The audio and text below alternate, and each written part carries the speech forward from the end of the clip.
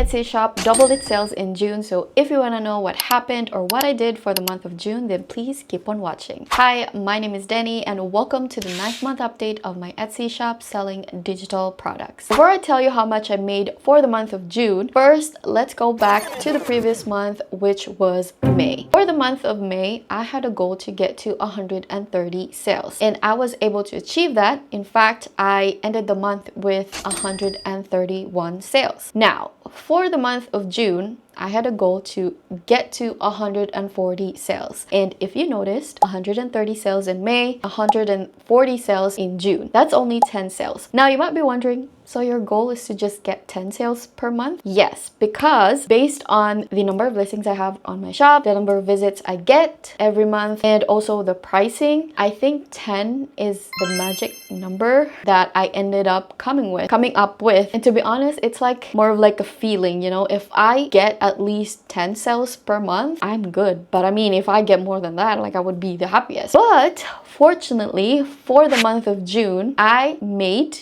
ended the month with 154 sales, which means for the month of June, I made $94.19, which was really exciting. You know, when I was getting orders, I was like, oh my gosh, this is crazy. People are buying my stuff. Again, this is after or before taxes, okay? Now, your next question might be, what did I do and what happened? Well, what I did was I started listing seasonal products ahead of time. If you have not seen my previous videos, I always try to mention that posting or listing seasonal products ahead of time can really get you ahead of everyone else. And that's what I did. I started listing my back to school clip arts end of May, early June. I know, school year ends in June, but people like to be prepared ahead of time, and that really paid off because I got most of my sales from my back to school clip arts. I also started getting sales from my Christmas clip arts. Again, that proves that people like to be prepared ahead of time, especially if they're business owners.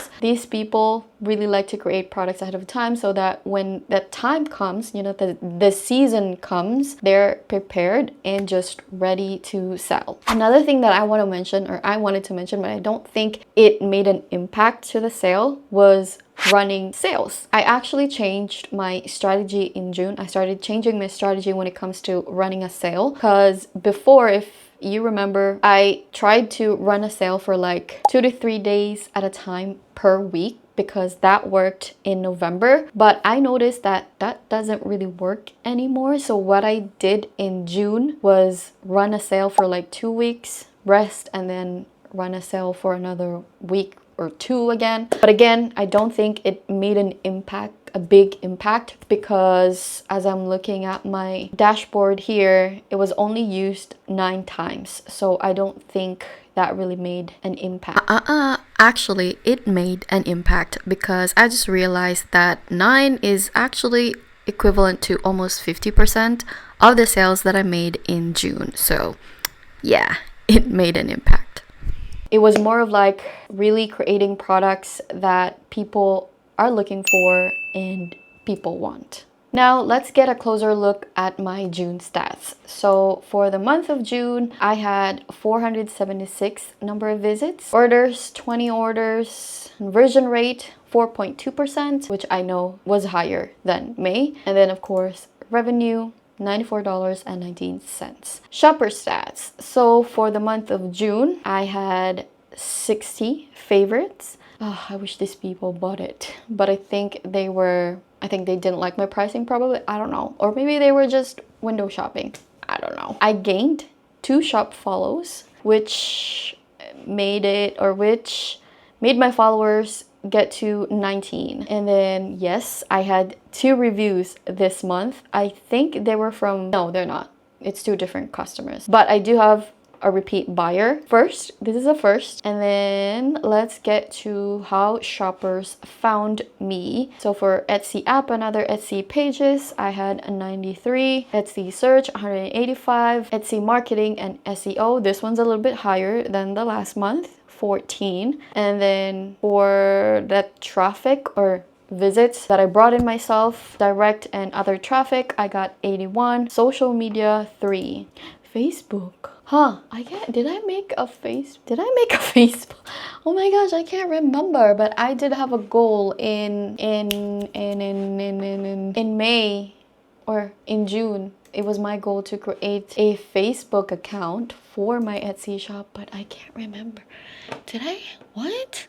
Okay, so yeah, I tried to check because maybe I just don't remember, but I don't have a Facebook. I'd like to say it was Etsy offsite ads, but I turned that off. I don't know what happened, but actually it makes me think, yeah, I'm gonna show you a screenshot of it's turned off. I turned this off in November because there was a customer one time where they saw the ad on Etsy, but then it was on sale. But then when they went to my shop, it was no longer for sale, or on sale. So maybe someone shared my listings because there were two. This also proves that there's more traffic in Facebook than on Instagram. So I think I'm gonna leverage this. Show off your products on Facebook and Instagram. Ooh, okay. Add your shop to your Facebook business manager. Okay, okay, I just discovered something and I might be doing this. Okay. Okay, anyway, let's go back to the point of this video. I'm so sorry. So now let's compare my stats from May to June. So for the month of May, I had 364 visits. For the month of June, I had 476 visits, which is that 100 more visits? Yeah, I think. So for the month of May, I got 14 number of orders. For the month of June, 20 number of orders. For the month of May, I had 3.8 conversion rate. For the month of June, I had 4.2% conversion rate, which is really high. So for the month of May, I made $54.86 in revenue. For the month of June, I made $94.19 in revenue. It is really a big difference. I really hope that this keeps going so that my shop will also keep growing. But anyway, let's do a recap for the month of June, and I'm also going to share with you my goals for the month of July. All right, so for the month of June, I had a goal to add 20 new listings. I was only able to add 8 new listings, which, I never really got to reach these goals for number of listings per month, but it helps to have a goal. And yeah, hopefully I will achieve my goal for number of new listings in the month of July. We'll see. I don't know yet. Another goal that I had for June was get to 140 sales, which I doubled that. I got 154 sales in June. I also had a goal for the month of June to keep posting on Pinterest.